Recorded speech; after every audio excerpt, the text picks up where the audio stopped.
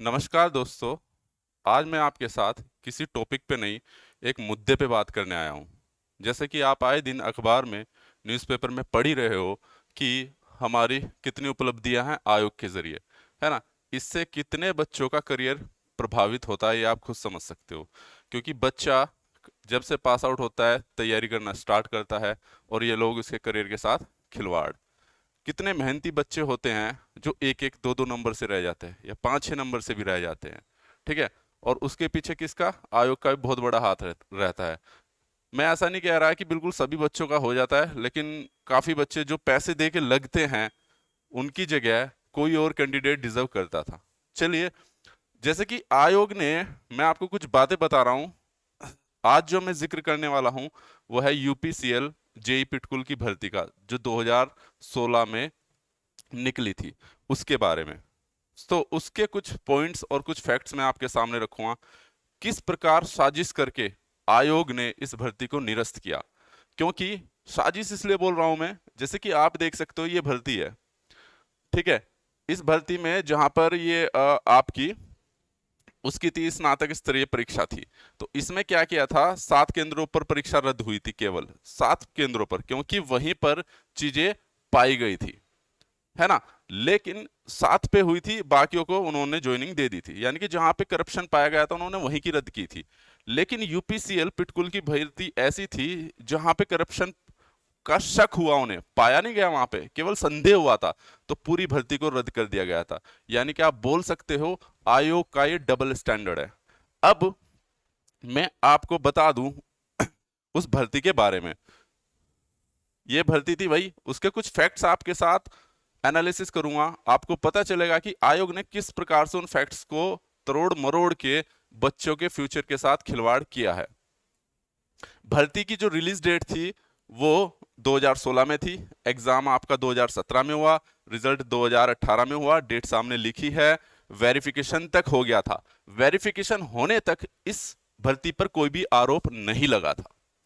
यानी कि एक तरीके से आप कह सकते हो कि आयोग का जिस दिन पेपर होता है ना, अगले ही दिन आरोप लगने चालू हो जाते हैं। लेकिन जब तक ये भर्ती का रिजल्ट डिक्लेयर हुआ, डीवी हुआ, तब तक इस पर आरोप नहीं लगा था। रिजल्ट निकलते ही क्या होता है, एक कोचिंग सेंटर से, रुड़की से कोचिंग सेंटर था, वहां पे 66 बच्चों का सिलेक्शन होता है। जब 66 बच्चों का सिलेक्शन होता है तो उसके ऊपर जांच बैठा देता है आयोग खुद ब खुद। और जब जांच बैठा देता है तो उस जांच के जो फैक्ट्स आते हैं उन्हें तरोड़ मरोड़ कर पेश करता है, और फिर कहता है कि यहाँ पर तो हमें शक है। ये बडोनी जी अपने इंटरव्यू में खुद बोल रहे हो, उन्होंने साफ साफ अपने शब्दों में बोला है कि हमें वहां से कोई भी प्रमाण नहीं मिला है, और उसकी मैं आपको रिपोर्ट्स में दिखाऊंगा भी। उसकी रिपोर्ट्स जो है हमारे पास आ गया, उसमें दिखाऊंगा, उन्होंने साफ साफ लिख रखा है कि हमें प्रमाण नहीं मिला। तो भाई, अगर आपको प्रमाण नहीं मिला, केवल संदेह के आधार पर आप भर्ती को कैसे निरस्त कर सकते हो। आपका संदेह गलत भी तो हो सकता है ना। अगर आपको प्रमाण नहीं मिला एक भी बच्चे के खिलाफ या एक भी कर्मचारी के खिलाफ, तो आपका संदेह गलत भी तो हो सकता है। आप अपने संदेह को सही कैसे मान रहे हो, है ना। और जहां जिन भर्तियों में आपके घोटालेबाज पकड़े जा रहे, गिरफ्तारी हो रही, उनको आप रद्द करने का नाम भी नहीं लेते, है ना। तो आप ये दोहरा रवैया क्यों अपनाते हो, ये बात आपको सोचनी पड़ेगी। तो भाई, आगे आते हैं, आयोग का अब निर्णय क्या था। मैं कम बातों में बात को खत्म करना चाहूंगा यहाँ पर, क्योंकि ज्यादा डिटेल में जाएंगे तो फिर बहुत ज्यादा कंफ्यूजन होगा। जिनको ज्यादा डिटेल में चाहिए वो मुझसे बात कर सकते हैं, कॉन्टैक्ट नंबर आपको मिल ही जाएगा हमारे चैनल से, ठीक है। और जिनको और भी ज्यादा डिटेल में चाहिए तो सारे डॉक्यूमेंट्स हमारे पास है, आप बात कर सकते हो उस बारे में। लेकिन मैं केवल मेन पॉइंट पे आके बात करूंगा, ठीक है। क्योंकि मैं थोड़ा सा प्रोसेस समझा दूं आपको। उस अब रिजल्ट के जारी होने के बाद बच्चों की जांच हुई, जांच से मामला आयोग ने कोर्ट में शपथ पत्र डाला, और जो शपथ पत्र डाला वो भी झूठे फैक्ट्स के आधार पर डाला था। फिर कोर्ट से निर्णय आया कि ऊर्जा सेक्रेटरी इसकी जांच करे, जो पुरानी जांच हुई है उसको बाईपास करो, इस पर ध्यान ना दिया जाए, नए स्तर से जांच करे। ऊर्जा सेक्रेटरी ने भी उसी जो पहली जांच थी उसी को बेस बना के पेपर को दोबारा से रद्द कर दिया, रद्द करने की मांग कर रख दी, ठीक है। जो कि बिल्कुल, मतलब कि बिल्कुल लॉजिकली सही नहीं था। आइए अब उन फैक्ट्स के बारे में बात करते हैं जो उन्होंने अपने रिपोर्ट्स में डाले हैं, और देखते हैं क्या वो सही हैं या गलत हैं, किस प्रकार से बच्चों के साथ खिलवाड़ किया गया। प्राप्त जांच के अनुसार प्रारंभिक अवलोकन से यह स्पष्ट है कि जांच के कुछ विषय गंभीर प्रकृति के हैं, और मुख्य रूप से जांच अधिकारी, जांच कमेटी उत्तीर्ण 25 अभ्यर्थियों में से 10 पहले 10 प्रश्न पत्र हल करने के पैटर्न से यह निष्कर्ष निकाला गया कि इस प्रश्न पत्र की गोपनीयता सुनिश्चित नहीं हो सकी है। कहने का मतलब यह है कि भाई जो टॉप के 25 बच्चे थे उनमें से 10 बच्चों ने जो पेपर का पैटर्न किया वो एक जैसा था, और एक जैसा होने के कारण यानी कि पेपर की सुनिश्चितता वो नहीं होती है, मतलब कि पेपर की सुनिश्चितता स्पष्ट नहीं हो पाई है। कहने का मतलब पेपर लीक हो सकता है अगर उन्होंने एक जैसा पैटर्न से पेपर हल किया है। अब पेपर का पैटर्न देखते हैं, पहले तो ये देखते हैं कि आरोप सही है गलत है, कि एक जैसा पैटर्न हो सकता है नहीं हो सकता, उस पर बाद में बात कर सकते हैं हम, ठीक है। तो उनका पैटर्न क्या था भाई? पैटर्न था ये कि उक्त अभ्यर्थियों ने प्रश्न संख्या 32, 33, 62, 65, 67 के गलत उत्तर दिए हैं और एक ही विकल्प को चुना है, यानी कि उन्होंने आंसर गलत दिए हैं और उनका जो आंसर का गलत देने का तरीका था वो एक ही ऑप्शन था। तो सबसे पहले इस फैक्ट को चेक करते हैं। जब उन बच्चों की ओएमआर शीट चेक की गई, ये 10 बच्चे हैं जिनके नाम है रविकांत, अनुज शर्मा, अनुज कुमार, इन सब की लिस्ट है। जब इनकी ओएमआर शीट चेक की गई तो देखा कि ये जो रिपोर्ट्स में दावा किया गया बिल्कुल झूठा है। आप देखोगे जो पहला बच्चा है रविकांत पॉल, जनरल रैंक 3 थी इसकी, इसने इन क्वेश्चन को अटेम्प्ट ही नहीं कर रखा, इन वाले क्वेश्चंस को अटेम्प्ट कर ही नहीं रखा, ठीक है। फिर इसने इस क्वेश्चन को अटेम्प्ट नहीं किया, अनुज कुमार ने, इसने नहीं किया, इसने नहीं किया, इसने नहीं किया, इसने नहीं किया, इसने भी नहीं किया, इसने भी नहीं किया, और इसने भी नहीं किया, यानी कि, और जबकि उन्होंने बोला कि इन्होंने जो आंसर दिए वो गलत दिए, तो यानी कि ये तो यहीं से पता चल रहा है कि रिपोर्ट झूठी है, ठीक है। ये इनके ऑप्शन दे रखे हैं, ये सारा डाटा हमने ओएमआर शीट से एनालिसिस करके ही बनाया है बच्चों ने, इसको इन्होंने हाई कोर्ट में भी डाल रखा है, ठीक है। तो यानी कि ये तो पता चलता है इससे इनकी थ्योरी बिल्कुल गलत है, इनका जो आरोप है वो बिल्कुल गलत है भाई। तो अब दूसरी बात आती है ये, तो भाई पैटर्न करने की बात कर देते हैं हम। तो ऐसा बहुत सी बार होता है कि जो क्वेश्चन आपने गलत किया हो मैंने भी गलत किया हो, तो सेम पैटर्न हो सकता है, ऐसी बात नहीं है। आप उनके खिलाफ सबूत लाइए ना कि उनके पास पेपर लीक था कि नहीं था, है ना। आपको किसी के खिलाफ कोई प्रमाण नहीं मिला, ना कोचिंग सेंटर के खिलाफ ना बच्चों के खिलाफ। अगर मिला होता तो आपको कार्रवाई करनी होती, कार्रवाई करिए आप, जिनके खिलाफ अगर मिला है तो। आप केवल संदेह के आधार पर बच्चों के साथ खिलवाड़ नहीं कर सकते हैं, ठीक है। यहां पर मैं बता दूं केवल मैं आयोग के दोहरे रवैये की बात कर रहा हूं, बाकी पैरेलल में मामला हाई कोर्ट में चल रहा है, डबल बेंच में, वहां से अंतिम डिसीजन आएगा ही आएगा। लेकिन आप सोच रहे होंगे कि मैं दूसरा क्यों बना रहा हूं वीडियो, वो इसलिए क्योंकि आयोग का जो असली रूप है ना वो आपके सामने आ सके कि किस प्रकार से बच्चों के साथ खिलवाड़ करता है। अब देखते हैं भाई, अब क्या था, ये निर्णय था उनका, क्या बोलते हैं, अब ये था किसके कितने प्रश्न सेलेक्ट हुए। अब जब पेपर लीक की बारी आई थी, कि पेपर इन्होंने जो अपनी रिपोर्ट्स में बताया गया था, इनमें बताया था कि टीचर्स थे एक अनुज चौहान, ठीक है, उनके ऊपर आरोप लगाया था कि वो फोन पे बात कर रहे थे। ये दूसरे वाले केस में बताया गया था। जो पहला वाला पेपर रिजेक्ट किया वो उस आधार पे किया गया कि बच्चों का पैटर्न सेम था पेपर को सोल्व करने का। दूसरी बार जब पेपर को कैंसिल किया गया वो पेपर के मॉडरेशन के आधार पर किया गया। मॉडरेशन यानी कि जब टीचर्स लोग पेपर बनाते हैं, पेपर बनाने की प्रोसेस होती है, उसके आधार पे किया गया कि एक टीचर थे जो फोन पर बात कर रहे थे, तो भाई तो उस आधार पे पेपर की जो वो है संदिग्ध लगता है, पेपर का बनना संदिग्ध प्रतीत होता है, तो इसलिए इसको रद्द कर दिया जाए। तो भाई अगर वो फोन पर बात कर रहे थे तो आपको पता भी होगा किस टाइम कर रहे थे, किससे कर रहे थे, तो केवल फोन पर बात करने से पेपर लीक कैसे हो सकता है? अगर फोन पे बता रहे होंगे किसी को तो लीक हो रहा होगा ना, और अगर उन्होंने बताया होगा तो आप उनके खिलाफ एक्शन लीजिए, ठीक है। तो यानी कि लेकिन नहीं ले पाए, ऐसा नहीं है उन्होंने चेक नहीं किया होगा, उन्होंने क्रॉस चेक किया होगा बट उनके खिलाफ कुछ मिला नहीं होगा। प्रॉब्लम ये है, तो उन्हें लगा कि इसको ही लपेट दो बस बच्चों के साथ, और कुछ नहीं, कि हाँ भाई फोन पे बात करते हुए पकड़े गए हैं तो पेपर की सुनिश्चितता स्पष्ट नहीं होती, लेकिन आप ये भी तो बता सकते थे किससे बात कर रहे हो, ठीक है। चलिए, तो भाई मैं बता दूं उनके, अब उन टीचर्स के बयान की भी बात करूंगा मैं आपको, ठीक है, जो उन्होंने फिर बाद में आरोप लगाए हैं। जो अनुज चौहान थे उनके केवल 18 क्वेश्चन सेलेक्ट हुए जिन टीचर पर आरोप लगाया। तो बताइए भाई 18 क्वेश्चन जान के किसी का सिलेक्शन हो रहा है? ठीक है, चलिए, और जो क्या बोलते हैं दूसरे टीचर्स थे सुशील कुमार जी, उनके क्या बोलते हैं 4 प्रश्न 1 से 9, 15, 19, 23 ये डिटेल्स में है, और 31 से 100 में 18 क्वेश्चन ये इस प्रकार सेलेक्ट हुए। कुल 22 प्रश्न सेलेक्ट हुए उनके जो दूसरे टीचर थे, एक तीसरी टीचर थी, उनके टोटल 13, बाकियों के भी सेलेक्ट हुए थे। अब इन टीचरों का बयान भी देखेंगे हम, इन्होंने अपनी सफाई में क्या बोला है, और आप उससे आइडिया लगाओगे कि ये टीचर सही बोल रहे हैं या गलत बोल रहे हैं। ठीक है, एक चीज और है भाई, इसमें उस रिपोर्ट्स में इन्होंने नेगेटिव पॉइंट्स को ही कंसीडर किया, पॉजिटिव पॉइंट्स की ध्यान नहीं दी। उस रिपोर्ट में पॉजिटिव पॉइंट भी थे जिनको इन्होंने दरकिनार कर दिया। तो पॉइंट्स क्या थे? पॉइंट्स देखिए कि कुछ बयानों को 2 बार दोहराया गया अभ्यर्थियों के, अनचाही मंशा से प्रस्तुत नहीं किया, अनचाही मंशा से वो बताया उन्होंने। ठीक है, तो इससे रिपोर्ट्स पर एक प्रश्न चिन्ह खड़ा होता है, यानी कि एक ही बयान को 2 बार दिखा रखा है। चलिए खैर इतना बड़ा मैटर नहीं है, लेकिन जो अगला था, अगला पॉइंट्स वो इंपॉर्टेंट है कि परीक्षा से 15 दिन पूर्व, 15 दिन पहले जो आपके पेपर, यानी कि जो कोचिंग वाला तैयारी कराता है, उनके पेपर मंगाए जांच समिति ने, तो उसमें कोई भी समानता नहीं पाई गई। इसमें साफ साफ लिखा है, ये मैंने अपनी तरफ से नहीं लिखा, ये रिपोर्ट्स के जांच के फोटो हैं, ये रिपोर्ट्स के जांच के फोटो है, उनके आधार पे मैं आपको बता रहा हूं। तो भाई अगर वो पेपर लीक करते तो एक जैसे होते।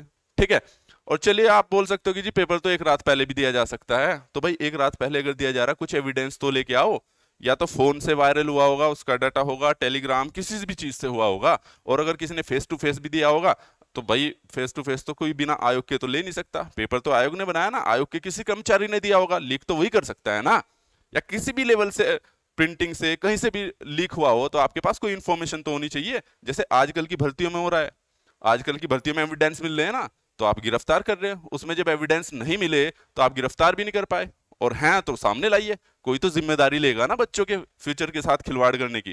ठीक है, चलिए दूसरे पॉइंट पे आते हैं अब। उनके जो कोचिंग संचालक थे, उनके बैंक के खातों का विवरण, पासबुक भी देखी गई, किंतु उनमें कोई बड़ी धनराशि का लेन देन नहीं था, है ना, क्योंकि बिना पैसे के तो काम होता नहीं। तो ये भी एक पॉजिटिव पॉइंट था जो कि उन्होंने दरकिनार कर दिया गया। अब जो टीचर्स थे, चौहान सुशील कुमार जी, उन्होंने क्या बोला, 150 प्रश्न बनाकर आयोग को लिफाफे में दिए, और उन्होंने बोला अनु चौहान द्वारा दिए गए बयान के अनुसार उनमें कोई भी अंतिम प्रश्न पत्र नहीं देखा, यानी कि टीचर ने अपने क्वेश्चन बना के दे दिए थे, उन्हें ये भी नहीं पता था कि हमारे क्वेश्चन सिलेक्ट हुए नहीं हुए। ठीक है भाई, तो यानी कि तो पेपर कहां से लीक करेंगे। ठीक है, अब देखो सेम वही पॉइंट्स है, इन्होंने अपनी उसमें बताया था, ये प्रत्यावेदन वो है जो फोटो जो ऊर्जा सेक्रेटरी को दिए गए थे कि ऊर्जा सेक्रेटरी को जो दिए गए थे कि हमारे ये फैक्ट्स एनालिसिस हैं और इन पर आप ऑब्जर्व कीजिए, लेकिन इन्होंने उस पर भी ऑब्जर्व नहीं किया गया। इन्होंने साफ साफ अपने प्रत्यावेदन में लिखा था, क्वेश्चन नंबर 32, 33, 62, 67 के उत्तर एक ही विकल्प में गलत दिए गए, जबकि हमारे द्वारा विश्लेषण करने पर यह पाया गया तथ्य पूर्णतः निराधार है, निरर्थक तथ्यहीन है, जिसके सत्य होने की साक्ष्य तालिका के रूप में संलग्न है। यानी कि उन्होंने डॉक्यूमेंट्स भी दे दिए थे और मार्कशीट भी दे दी थी, कहा था कि रिपोर्ट्स में ये बिल्कुल गलत बताया गया है। चलिए भाई, ठीक है, फिर जिन 10 बच्चों पे आरोप लगा था भाई, ठीक है, जिन 10 बच्चों पे आरोप लगा था, 10 में जिन बच्चों पे लगा था, 4 अभ्यर्थी रिजल्ट के बाद अन्य राज्यों में जूनियर इंजीनियर पर पद पर कार्यरत हैं तथा एसजेवीएनएल की परीक्षा पास की है एक ने, और 2 आरआरबी में असिस्टेंट लोको पायलट पर है। ठीक है भाई, यानी कि वो 10 बच्चे जिन पे आरोप लगा था वो और जगह भी सिलेक्टेड थे। ठीक है, इन टॉप 10 पर संदेह करना निराधार है। तो ये सब चीज भी बच्चों ने प्रत्यावेदन पे दी, लेकिन इसको भी ऊर्जा सेक्रेटरी ने दरकिनार कर दिया गया, जबकि दूसरी जांच हुई थी। ठीक है, फिर दूसरी बात भाई, जो 66 बच्चे सफल हुए थे वो 14, 15, 16 बैच के थे, लगभग 300 में से 66 सेलेक्ट हुए थे। और भाई अगर मैं बात करूं उसमें बच्चों के सिलेक्शन की, जो सबसे टॉपर बच्चा था 85.5 का था, और जो सबसे निचली कैटेगरी का बच्चा था 42.5 का था। तो अगर पेपर लीक होता तो कोई 42.5 मार्क्स लाता क्या यार, ज्यादा से ज्यादा नंबर लाता। ठीक है, तो बच्चों के नंबर में देखिए कितना गैप है, 100 नंबर का पेपर था भाई, तो किसी को पता है कि लीक कि 42.5 पे मेरा सिलेक्शन होगा, नहीं ना। तो यानी कि उनकी रिपोर्ट्स बिल्कुल मुझे फेक लगती है। ठीक है, एक तरीके से झूठे तथ्य प्रस्तुत किए गए आयोग ने खुद से शपथ पत्र डाला कि इस पेपर को रद्द कराया जाए। अभी ये आयोग ही बता सकता है कि झूठी रिपोर्ट के आधार पर झूठ बोल के आपने पेपर को रद्द करने की डिमांड क्यों की, जबकि बाकी किसी पेपर में डिमांड नहीं करते, इस पेपर में ही डिमांड की जबकि इसमें कोई भी साक्ष्य नहीं मिले। तो ये अपने आप में सवाल खड़ा होता है। तो यहां से आयोग का दोहरा रवैया पता चलता है। ठीक है भाई, अब क्या है, जो कुछ असफल बच्चे थे उन्होंने 71% अपने मार्क्स बताए थे, जो कि ये भी दावा क्रॉस चेक करने में बिल्कुल झूठा है। उसके 53 पॉइंट समथिंग थे बच्चे की जिसने याचिका डाली थी, आप वो हमारे से चेक कर सकते हो, उसके भी तथ्य हमारे पास हैं। ठीक है, इसलिए मैं कम बातों पे बता रहा हूं। ठीक है, अब क्या था भाई, कोर्ट ने मामला ऊर्जा सचिव को दे दिया था, जैसे मैंने बताया कि बिना मॉडरेशन के उन्होंने कोई जांच के बिना मॉडरेशन को आधार बनाकर, मैंने बताया मॉडरेशन को, जब ऊर्जा सेक्रेटरी पे आया उन्होंने मॉडरेशन को आधार बताकर पेपर रद्द किया था। यानी कि मॉडरेशन में क्या बताता है, ये उनका निष्कर्ष है भाई। ठीक है, निष्कर्ष में ये आप पढ़ सकते हो, देख सकते हो स्क्रीनशॉट लेके। इसमें क्या बोला गया, ठीक है, इसमें लिया गया कि आयोग द्वारा भी ऐसे स्वीकार गया कि मोबाइल के प्रयोग से परीक्षा की गोपनीयता सुनिश्चित नहीं हो सकी है। ठीक है, इसके अतिरिक्त प्रश्न पत्र को प्राप्त करने के और भी आयोग द्वारा स्पष्ट उत्तर नहीं दिया गया है। इस संबंध में गोपनीयता किस प्रकार सुनिश्चित की जाती है। उन्होंने पूछा भाई सुनिश्चित कैसे की जाती है, आयोग से सवाल भी किया उन्होंने, लेकिन आयोग ने जवाब नहीं दिया। ठीक है, तो आयोग की कमी है भाई, आयोग ने जवाब नहीं दिया तो। ठीक है, अब क्या है, इसमें क्या था भाई, इन्होंने जो वो रखा, तो मॉडरेशन की छपाई, आयोग विधि, गोपनीयता सुनिश्चित की जानी है। मॉडरेशन के दौरान मोबाइल फोन का प्रयोग करना आज की परिस्थिति में अत्यंत उन्नत श्रेणी के मोबाइल उपलब्ध है। ठीक है, उपयुक्त विधीय प्राविधान के विरुद्ध है। इस परीक्षा की गोपनीयता संबंध में दिए जाने के विधिक प्राविधानों का पालन संभव नहीं होगा। यानी कि इनके कहने का मतलब ये है, इनके कहने का मतलब ये है कि भाई जो प्रोसेस उन्होंने की है वो प्राविधानों के अकॉर्डिंग नहीं होगा, जो यानी कि जो उनके रूल रेगुलेशन है उनको फॉलो नहीं किया जाएगा। तो इन्होंने भाई क्या किया है, इन्होंने अपने निर्णय में साफ साफ बोला है कि भाई हम जो है आपके जो मॉडरेशन की प्रोसेस थी उसमें फोन का यूज कर रहे थे टीचर, इसलिए हम इस परीक्षा को निरस्त करते हैं। ठीक है, अब देखते हैं भाई वो मॉडरेशन पॉलिसी पे किया इन्होंने। अब क्या था, मॉडरेशन पॉलिसी क्या होती है, यानी कि पेपर उस किस तरीके से बन रहे हैं हमारे पास। तो मैं बता दूं भाई, उससे पहले जितनी भी परीक्षाएं हुई है यही मॉडरेशन पॉलिसी अपनाई गई है, लेकिन इस पे कभी आपत्ति नहीं लगाई गई। अब देखते हैं उस मॉडरेशन प्रोसेस में भी ये देखते हैं कि क्या वो मॉडरेशन प्रोसेस सही थी अकॉर्डिंग टू आयोग के लॉ के अकॉर्डिंग, कि क्या आयोग ने जो रूल्स रेगुलेशन बना रखे उनके अकॉर्डिंग क्या वो मॉडरेशन प्रोसेस सही थी या गलत थी। ठीक है, अब जैसे कि इन्होंने बोला कि मोबाइल का प्रयोग सही या गलत, तो ये आयोग ने खुद बता रखा है भाई, आयोग ने खुद बता रखा है कि इसमें साफ साफ लिखा है। अब देखो इसको पढ़ सकते हैं कि उपयोग किया जा रहा था, लेक्चरर और मॉडरेशन कार्य के दौरान परीक्षकों का उपयोग किया जा रहा था। यह उल्लेखित है कि प्रश्नों का डाक को प्राप्त किए जाने के आयोग स्तर पर क्या व्यवस्था है, ये तो डाक के ऊपर हो गई। तो मैं बता दूं भाई, इसमें आयोग से जब पूछा गया कि मोबाइल फोन आपने अलाउ किया था, तो जो टीचर्स के जवाब थे वो ये थे, आगे बयान आएंगे, वो ये बयान थे कि मोबाइल फोन की अनुमति यूज करने की हमने ही दे रखी थी, आयोग ने, कोई प्रतिबंधित नहीं था। ठीक है, तो यानी कि वो फिर गलत कैसे हो गया, वो तो आयोग ने अप्लाई किया था, आयोग ने ही अलाउ करा था, क्योंकि वहां पर लाइब्रेरी की फैसिलिटी अवेलेबल नहीं थी, ये आयोग ने रिटर्न में दिया है। ठीक है भाई, अब देखो इसमें बोला भी है परीक्षा इसमें सम्मिलित थे ऐसे में परीक्षक के लेक्चरर के स्थान पर प्रोफेसर उल्लिखित होना लिपि के त्रुटि भर है। ये तो वो दूसरा केस था कि उन्होंने लेक्चरर को प्रोफेसर लिख दिया था, तो ये आपकी क्लैरिकल मिस्टेक थी। ठीक है, यह भी स्पष्ट करना है कि लेक्चरर स्तर पर विशेषज्ञ परीक्षक बनाया जाता है और इस पर कोई प्रतिबंध नहीं है। ठीक है, अब देखो ये जवाब था, परीक्षकों द्वारा फोन के उपयोग के संबंध में अवगत कराना है कि आयोग अभी नया है, एक स्तरीय पुस्तकालय हर पद विषय के लिए आयोग में नहीं है, वह स्थान का भी आयोग में भारी कमी है। अतः कुछ मामलों में इंटरनेट का उपयोग मॉडरेशन आदि कार्यों करने के लिए स्वतंत्रता के कारण में मोबाइल फोन का उपयोग प्रतिबंधित नहीं किया गया था। तो यह आयोग ने खुद बोला है, इंटरनेट और उसके लिए प्रतिबंधित नहीं किया गया था, यानी कि आयोग ने खुद अलाउ किया था और फिर खुद ही उस पर आरोप लगा दिया। ठीक है, अब ये है भाई अनुज चौहान और सुशील कुमार जी के मॉडरेशन पर बयान। ठीक है, उन्होंने साहब बोला 150 प्रश्न पत्र बनाए। ठीक है, उन्होंने बोला कि मैं वीके मेहता की बुक के क्वेश्चन बैंक से पढ़ाता हूं, मेरे पास कॉलेज में बैठने के लिए अलग कक्षा है, यह जानकारी हुई है कि 100 से अधिक बच्चे पास हुए, उनके पास ऐसी जानकारी थी। ये सुशील कुमार जी के। अनुज चौहान जी का देखिए, ठीक है, उनके प्रश्न पत्र ये देखिए, उनके बयान में क्या है, मैंने इलेक्ट्रिकल व इलेक्ट्रॉनिक्स के कुल 150 प्रश्न पत्र बनाए थे, कितने प्रश्न पत्र शामिल हुए इसकी जानकारी नहीं है। यानी कि टीचर ने बोला भाई मुझे नहीं मालूम कितने मेरे प्रश्न पत्र सेलेक्ट हुए। ठीक है। उनके साथ नाथीराम टिहरी जी और मिश्रा जी भी पौड़ी से थे, और भी थे। मोबाइल ले जाने की अनुमति थी, बहुत इंपॉर्टेंट पॉइंट है। उन्होंने बोला कि मुझे मोबाइल ले जाने की अनुमति थी। उन्होंने बुक के नाम लिए जिन बुक से वो करते हैं। मैंने फाइनल पेपर नहीं देखा है। ये बाकी दूसरी वो थी मैम जो और भी सिलेक्टेड थी। तो जिन पे आरोप थे मैंने केवल उन्हीं टीचर्स की डिस्कस किया है। अब मेरा 2 मिनट। तो अब मेरा बस केवल ये सवाल है आयोग से कि उसने पेपर को जैसे रद्द कराया, जिस तरीके से रद्द कराया है, ठीक है, वो बिल्कुल भी जस्टिस नहीं लगता है किसी भी बच्चे के खिलाफ। क्योंकि प्रॉब्लम ये है कि इसमें एक भी आरोपी, एक भी खिलाफ, किसी के भी खिलाफ कोई भी सबूत नहीं मिला है। तो यानी कि पिछले 6 साल से आयोग बच्चों का शोषण कर रहा है। तो इसके लिए आप अपनी आवाज उठाइए। ये वीडियो मैंने इसलिए बनाई है क्योंकि आयोग के डबल स्टैंडर्ड आपके सामने आ सके, किस प्रकार से बच्चों के साथ खेल रहा है। बाकी बच्चे अपने फाइट कर ही रहे हैं, लेकिन बोलने से क्या है, उनकी सच्चाई सामने आती है।